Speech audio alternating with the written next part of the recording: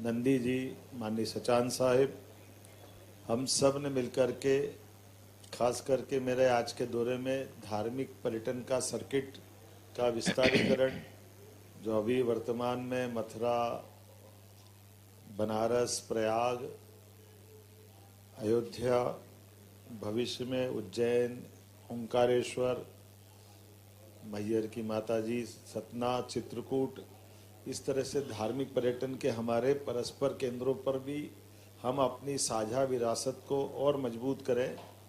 माँ अहिल्या के माध्यम से हमारे धार्मिक पर्यटन केंद्रों पर अतीत के काल में भी ये गौरवशाली पृष्ठ लिखा गया है। इसी के साथ साथ हमने अपने राज्य के अंदर जो उत्तर प्रदेश की विशेषता है ओडीओपी, जीआई टैग उत्पादों का, निर्यात योग्य उत्पादों का, पारंपरिक शिल्प और क्षेत्रीय विशेषताओं के साथ राष्ट्रीय और अंतर्राष्ट्रीय स्तर पर यूपी और मध्य प्रदेश मिलकर के ब्रांडिंग, विपणन, निर्यात में परस्पर दोनों राज्यों के उत्पादों को प्रोत्साहन देने के लिए हमारा ये आयोजन औद्योगिक सहयोग, निवेश संवर्धन और सांस्कृतिक आदान प्रदान के साथ पर्यटन के विकास की नई इबारत लिखने का है। इस उद्देश्य के माध्यम से ओडीओपी, जीआई टैग, शिल्प, कृषि, फूड उत्पादकों, उद्योग जगत, निवेशकों, शिल्पकारों, नीति निर्माताओं को एक बृहद और विस्तृत साझा मंच देकर के दोनों राज्य के अंदर सभी प्रकार की नीतियों के अनुकूलता के बलबूते पर व्यापार व्यवसाय की सुलभता की अपेक्षा की गई है। मुझे इस बात की प्रसन्नता है, लगभग 400 प्रतिभागियों के माध्यम से हमारे विभिन्न दोनों राज्यों के उद्योगपति, विभिन्न औद्योगिक संगठन के प्रतिनिधि, सूक्ष्म, लघु, मध्यम, एमएसएमई से जुड़े हुए अलग अलग उद्योगों के प्रतिनिधि और ओडीपी कारीगर और उत्तर प्रदेश सरकार के और मध्य प्रदेश सरकार के अधिकारीगण सम्मिलित रूप से विशिष्ट नागरिकों के साथ इस पूरे आयोजन में शामिल हुए हैं। विभिन्न औद्योगिक संगठन और व्यापारिक संस्थाओं की सहभागिता हमारे दोनों राज्यों के अलावा भी जो देश भर में काम करने वाले हर क्षेत्र के अलग अलग विशिष्ट महत्वपूर्ण हस्तियां भी यहाँ उपस्थित रही है। मैं इस अवसर पर हमारे मंत्री, उत्तर प्रदेश सरकार के माननीय औद्योगिक विकास मंत्री नंदगोपाल गुप्ता जी ने भी अपने उद्बोधन में यशस्वी मुख्यमंत्री योगी आदित्यनाथ जी के नेतृत्व में औद्योगिक विकास, निवेश प्रोत्साहन और उत्तर प्रदेश और मध्य प्रदेश के बीच भावी व्यापारिक सहयोग के भविष्य के बारे में भी जो शुभकामना दी, मैं उनका धन्यवाद अदा करता हूं और ये संबंध और प्रगाढ़ रहेंगे। ऐसे ही सम आदरणीय एमएसएमई मंत्री माननीय राकेश सचान जी द्वारा भी माननीय योगी आदित्यनाथ जी मुख्यमंत्री उत्तर प्रदेश सरकार के नेतृत्व में जिस प्रकार से सूक्ष्म, लघु, मध्यम उद्योगों ने उत्तर प्रदेश सरकार के माध्यम से एक विशेष पहचान बनाई, वो समान रूप से मध्य प्रदेश सरकार के साथ भी इसी प्रकार से आगे बढ़ने के आपने विचार व्यक्त किए। मैं आपका भी आभार मानता हूँ।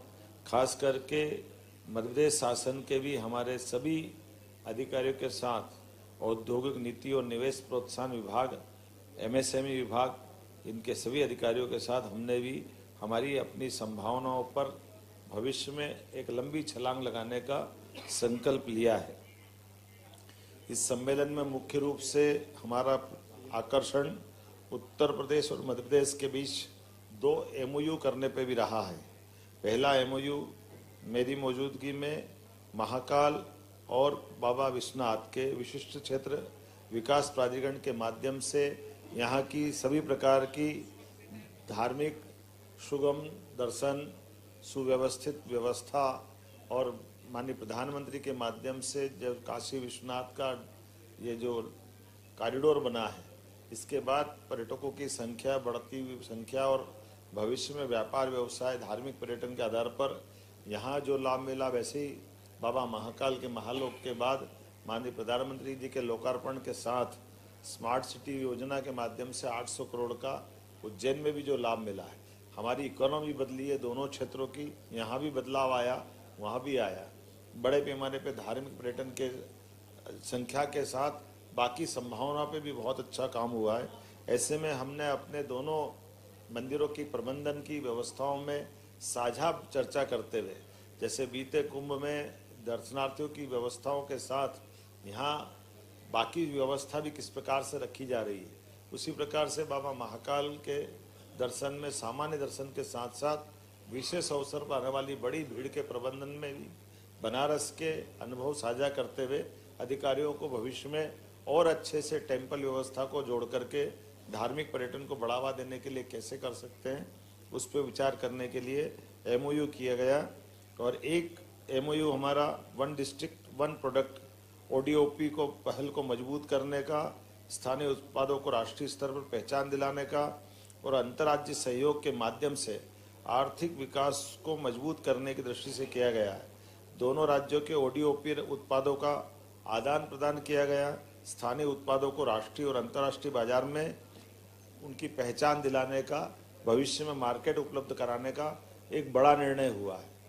विशेष प्रदर्शनी भी इस अवसर पर दोनों राज्यों के अलग अलग प्रकार के ओडीओपी उत्पादों और जीआई टैग, हस्तशिल्प, पारंपरिक वस्त्रों, निवेश संभावनाओं, औद्योगिक क्षमता, पर्यटन स्थलों पर भी इस पे एक प्रदर्शनी का आयोजन किया गया था, जिसमें मध्य प्रदेश के 14 और उत्तर प्रदेश के 7 प्रदर्शकों द्वारा भाग लिया गया और अपने अपने जिलों के वन डिस्ट्रिक्ट वन प्रोडक्ट का उत्पादों का प्रदर्शन भी किया गया। दोनों राज्य के प्रदर्शकों द्वारा हस्तशिल्प, वस्त्र, खाद्य उत्पाद, जीआई टैग उत्पाद और अन्य स्थानीय विशिष्ट उत्पादों का भी प्रदर्शन के स्टॉल लगाए गए थे।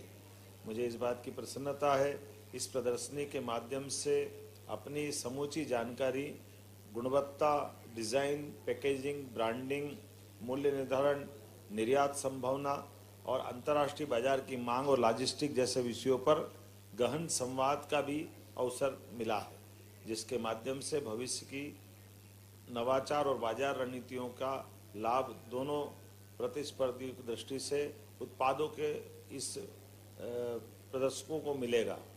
2 अलग अलग सत्र में हमारा ये कार्यक्रम संपादित हुआ।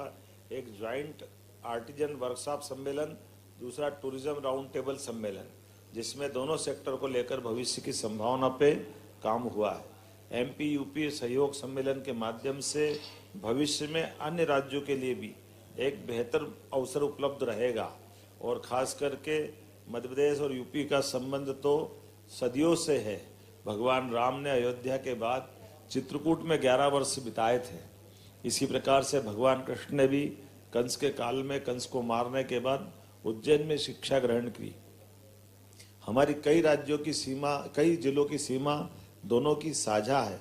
ऐसे बुंदेलखंड से लगा करके महाकौशल का, विंध्य का और चंबल का, ये हमारा साझा बेल्ट है। भविष्य में हमारे और संबंध प्रगाढ़ हो। आपस में 2 सेक्टर में पहले से काम चालू हुआ है। एक सोलर क्षेत्र में मध्य प्रदेश और उत्तर प्रदेश मिलकर के हमारी नवकरणीय ऊर्जा के क्षेत्र में 2000 मेगावाट पे सोलर परियोजना के आधार पे काम करने के लिए हम आगे बढ़ रहे हैं। इसी प्रकार से समान रूप से केन बेतवा नदी जोड़ो अभियान माननीय प्रधानमंत्री के आशीर्वाद से ये बुंदेलखंड के दोनों तरफ के जिलों के लिए एक वरदान की तरह है। जब भारत सरकार 90% ग्रांट देगी, 1 लाख करोड़ की ये बड़ी परियोजना जो क्षेत्र के निवासियों के पीने के पानी, खेतों की सिंचाई के पानी और औद्योगिक संरचनाओं के लिए भी बड़ी महती भूमिका अदा करेगी। आइए हम सब मिलकर के इसी प्रकार इस संबंधों को प्रगाढ़ करते हुए आगे बढ़े। एक सांस्कृतिक विरासत का एक गौरवशाली अतीत विक्रमादित्य काल से भी जुड़ता है। विक्रमादित्य के काल में देश भर में शकों को परास्त करके सुशासन की उत्कृष्ट मिसाल सांस्कृतिक रूप से 2000 साल पहले विक्रम संवत के प्रवर्तक के माध्यम से प्रारंभ हुई। ऐसे में विश्व की सबसे प्राचीन नगरी बनारस वाराणसी में उसका मंचन भी 3, 4, 5 अप्रैल को यहीं बनारस में होने वाला है।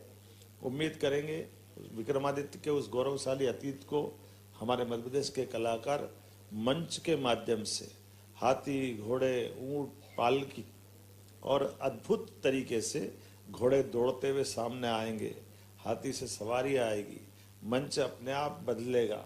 एक तरह से कई प्रकार के नाटक के अंदर जो वास्तविक दृश्यों को ला करके नाटकों के प्रति पुनर्जीवन का एक संकल्प है, जो विक्रमादित्य के गौरवशाली अतीत को पुनर्जीवित करने का प्रयास करेगा। विक्रमादित्य और उनकी वीरता, विक्रमादित्य और उनकी दानशीलता, विक्रमादित्य और उनका सुशासन, कई अर्थों में विक्रमादित्य की कई कथाएं हैं। विक्रम और बेताल की कहानी, विक्रमादित्य और उनका सिंहासन बत्तीसी का इतिहास, विक्रमादित्य और उनका नवरत्नों का दरबार, ऐसी कई विशेषताएं विक्रमादित्य के साथ जुड़ी हुई है। ऐसे में सम्राट विक्रमादित्य आधारित यह आयोजन भी यहाँ होगा। यहाँ के पहले देश के कई राज्यों में भी इस प्रकार के आयोजन हुए। बीते समय दक्षिण भारत, आंध्र में हैदराबाद पे ये कार्यक्रम हुआ था और भविष्य में भी इस प्रकार की योजना रहेगी। आज के इस अवसर पर मैं एक बार फिर यशस्वी प्रधानमंत्री की इस कर्मस्थली बनारस में आकर के हमारे दोनों राज्यों के संबंध में विकास, व्यवसाय, धार्मिक प्रबंधन और सांस्कृतिक संबंधों को मजबूती का नया इतिहास लिखने के लिए दोनों राज्यों के संबंध परस्पर सौहार्दपूर्ण और परस्पर स्थानीय वासियों के बीच मजबूत बने, इसी भाव के आधार पर यह दौरा था। मेरी अपनी ओर से माननीय प्रधानमंत्री जी का, माननीय मुख्यमंत्री योगी आदित्यनाथ जी का भी आभार।